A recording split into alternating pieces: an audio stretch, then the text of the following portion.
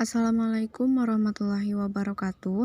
Di sini kami dari kelompok 1 akan membahas tentang pentingnya layanan bimbingan konseling bagi peserta didik yang beranggotakan Harfid Isyana Putra, Asep Firmansyah, Rina Rosmiati, Jihad, Mila Aina, Salsabila Khairunisa, dan Siti Masito. Yang selanjutnya, Saya menjelaskan mengenai pengertian layanan bimbingan konseling. Bimbingan merupakan bantuan yang integral dari pendidikan. Maksudnya adalah karena pendidikan merupakan sebuah proses yang terjadi pada setiap individu untuk dapat mengoptimalkan potensi yang dimilikinya. Kemudian konseling. Konseling adalah upaya membantu individu melalui proses interaksi yang bersifat pribadi. Hal ini ditujukan agar konseling lebih mampu memahami diri dan lingkungannya, mampu membuat keputusan dan tujuan yang berdasarkan nilai yang diyakininya, sehingga konseling merasa bahagia dan efektif perilakunya. Kemudian dari penjelasan tersebut dapat disimpulkan bahwa bimbingan konseling adalah seperangkat program pelayanan bantuan yang dilakukan melalui kegiatan perorangan dan kelompok untuk membantu peserta didik melaksanakan kehidupan sehari-hari secara mandiri dan berkembang secara optimal, serta membantu peserta didik mengatasi masalah yang dialaminya. Kemudian juga secara spesifik juga dijelaskan dalam Surat Keputusan Menteri Pendidikan dan Kebudayaan nomor 25 tahun 1995 yang mengemukakan bahwa bimbingan konseling adalah pelayanan bantuan untuk peserta didik baik secara perorangan maupun kelompok agar mampu mandiri dan berkembang secara optimal dalam bidang bimbingan pribadi, sosial, belajar, dan karir melalui berbagai jenis layanan dan kegiatan pendukung berdasarkan norma-norma yang berlaku. Fungsi layanan bimbingan konseling. Layanan bimbingan dan konseling bagi konseli pada satuan pendidikan memiliki fungsi yang pertama, pemahaman diri dan lingkungan. Fungsi ini untuk memberikan pemahaman tentang diri klien atau siswa beserta permasalahan dan juga lingkungannya. Yang kedua, fasilitas pertumbuhan dan perkembangan, memberikan kemudahan kepada konseli dalam mencapai pertumbuhan dan perkembangan yang optimal, serasi, selaras, dan seimbang seluruh aspek dalam diri konseling. Yang selanjutnya, penyesuaian diri dengan diri sendiri dan lingkungan. Melalui fungsi ini, pelayanan bimbingan dan konseling membantu terciptanya penyesuaian antara siswa dengan lingkungannya. Selanjutnya, penyaluran pilihan pendidikan, pekerjaan, dan karir. Setiap siswa hendaknya memperoleh kesempatan untuk mengembangkan diri sesuai dengan keadaan pribadinya masing-masing yang meliputi bakat, minat, kecakapan, cita-cita, dan lain sebagainya. Selanjutnya, pencegahan timbulnya masalah. Fungsi ini untuk mencegah timbulnya masalah pada diri siswa sehingga mereka terhindar dari masalah yang dapat menghambat perkembangannya. Selanjutnya, perbaikan dan penyembuhan. Melalui fungsi ini, pelayanan bimbingan dan konseling diberikan kepada siswa untuk memecahkan masalah-masalah yang dihadapi siswa. Bantuan yang diberikan tergantung kepada masalah yang dihadapi siswa. Selanjutnya, pemeliharaan kondisi pribadi dan situasi kondisif untuk mandiri konseli. Fungsi ini untuk memelihara segala sesuatu yang baik yang ada pada diri individu, baik hal itu merupakan pembawaan maupun hasil-hasil perkembangan yang telah dicapai selama ini. Selanjutnya, pengembangan potensi optimal. Melalui fungsi ini, pelayanan bimbingan dan konseling diberikan kepada para siswa untuk membantu para siswa dalam mengembangkan keseluruhan potensinya secara lebih terarah. Selanjutnya, advokasi. Layanan bimbingan dan konseling melalui fungsi ini adalah membantu peserta didik memperoleh pembelaan atas hak atau kepentingan yang kurang mendapat perhatian. Selanjutnya, membangun adaptasi pendidikan dan tenaga kependidikan terhadap program dan aktivitas pendidikan sesuai dengan latar belakang pendidikan, bakat, minat, kemampuan, kecepatan belajar, dan kebutuhan konseli. selanjutnya tujuan layanan bimbingan konseling. Secara umum, membantu individu memperkembangkan diri secara optimal sesuai dengan tahap perkembangan predisposisi yang dimilikinya. Secara khusus, 1. Pengembangan seluruh potensi seoptimal mungkin. 2. Mengatasi kesulitan dalam memahami dirinya sendiri.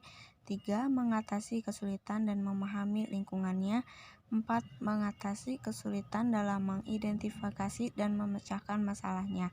6. Untuk mengatasi kesulitan dalam menyalurkan kemampuan, minat, dan bakatnya dalam bidang pendidikan dari pekerjaannya. 6. Memperoleh bantuan secara tepat dari pihak-pihak di luar sekolah.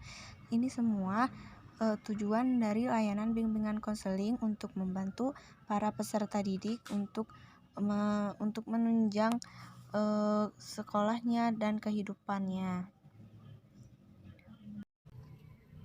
Peran layanan konseling ada 7, yaitu orientasi, perkenalan. Yang kedua, informasi. Informasi yang kita dapatkan itu apa? Nah, yang keempat, penempatan dan penyaluran. Kita harus bisa menempatkan pelayanan dan menyalurkan itu di mana. Yang keempat, bimbingan belajar. Kita harus membimbing peserta didik dalam belajarnya. Yang kelima, bimbingan belajar dilaksanakan melalui tahap. Nah, dari tahap-tahap ini memiliki 3 tahap, yaitu pengenalan siswa yang mengalami belajar. Kita harus mengenal dulu siswanya seperti apa dan mengalami masalah belajarnya seperti apa. Yang kedua, mengungkapkan sebab-sebab timbulnya masalah belajar. Kita harus mengetahui sebab dari permasalahan pada peserta didik itu seperti apa dari masalah belajarnya. Yang ketiga yaitu pemberian bantuan pengentasan masalah belajar. Kita harus bisa mengarahkan siswa dalam memecahkan masalahnya dalam belajar.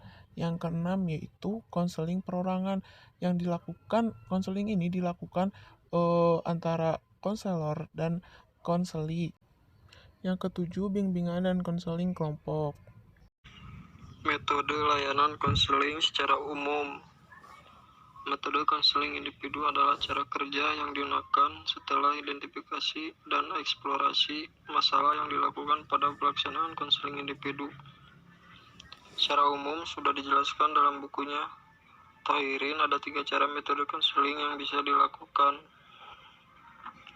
Yang pertama, metode direktif. Metode direktif atau yang sering disebut metode langsung. Dalam proses konseling ini, yang aktif atau paling berperan adalah guru BK, sedangkan siswa bersifat menerima perlakuan dan keputusan yang dibuat oleh pembimbing. Yang kedua, metode non-direktif. Metode konseling non-direktif ini dikembangkan berdasarkan metode client-center konseling yang berpusat pada siswa. Dalam praktik konseling non-direktif, guru BK hanya menampung pembicaraan, yang berperan adalah siswa. Siswa bebas berbicara, sedangkan guru BK menampung dan mengarahkan. Dan yang ketiga, metode elektif. Kenyataan bahwa tidak semua teori cocok untuk semua individu, semua masalah siswa, dan semua situasi konseling. Siswa di sekolah atau madrasah memiliki tipe-tipe kepribadian yang tidak sama. Oleh sebab itu, tidak mungkin diterapkan metode konseling direktif saja atau non-direktif saja. Agar konseling berhasil secara efektif dan efisien, tentu harus melihat siapa siswa yang akan dibantu atau dibimbing, dan melihat masalah yang dihadapi siswa, dan melihat situasi konseling. Untuk proses konseling ini dibutuhkan metode elektif, yaitu penggabungan antara metode direktif dan non-direktif, yaitu memberikan saran dari guru BK dan mengarahkan dan memberikan kebebasan kepada individu atau peserta didik. Yang selanjutnya yaitu metode layanan konseling. Cara mengembangkan pelayanan bimbingan dan konseling. Program ini diperlukan tenaga yang benar-benar berkembang dari segi personalitasnya maupun profesionalitasnya. Yang pertama, dari model personal tersebut adalah yang pertama, berwawasan luas. Guru harus berwawasan luas atau pendidik. Yang kedua yaitu menyayangi anak. Anak-anak itu butuh disayangi. Nah, yang selanjutnya yaitu sabar dan bijaksana. Seorang guru juga harus sabar dan bijaksana dalam mendidik peserta didiknya. D. Yang selanjutnya, lembut dan baik hati. Seorang guru harus lembut dan baik hati agar memberikan kenyamanan pada peserta didiknya. Selanjutnya, tekun dan teliti. Selanjutnya, menjadi contoh. Seorang pendidik harus menjadi contoh bagi peserta didiknya, karena seorang pendidik itu menjadi role model pertama bagi peserta didik di sekolah. Selanjutnya, tanggap dan mampu mengambil tindakan. Yang selanjutnya, memahami dan bersikap positif terhadap pelayanan bimbingan dan konseling. Yang kedua yaitu modal profesional. Modal profesional ini bercangkupan kemantapan, wawasan, pengetahuan, keterampilan, dan nilai sikap. Yang ketiga yaitu modal instrumental. Modal instrumental ini seperti sarana prasarana. Pihak sekolah atau satuan pendidikan perlu menunjang perwujudan guru bimbingan dan guru kelas itu dengan menyediakan sarana dan prasarana. Kesimpulannya yaitu bimbingan konseling merupakan program pelayanan bantuan yang dilakukan melalui kegiatan perorangan dan kelompok untuk membantu peserta didik melaksanakan kehidupannya sehari-hari secara mandiri dan berkembang secara optimal, serta membantu peserta didik mengatasi masalah yang dialaminya.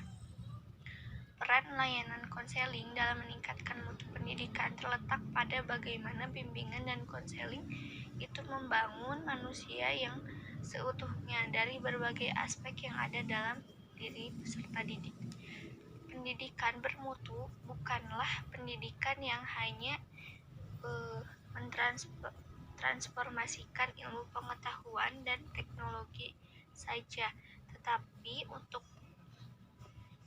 juga harus meningkatkan profesionalitas dan sistem manajemen di mana semua itu tidak hanya menyangkut aspek akademik, tetapi juga aspek pribadi, sosial, kematangan intelektual, dan sistem nilai. Peran bimbingan konseling dalam keempat inilah yang menjadi bimbingan konseling. Ikutlah berperan dalam peningkatan dan mutu pendidikan. Terima kasih.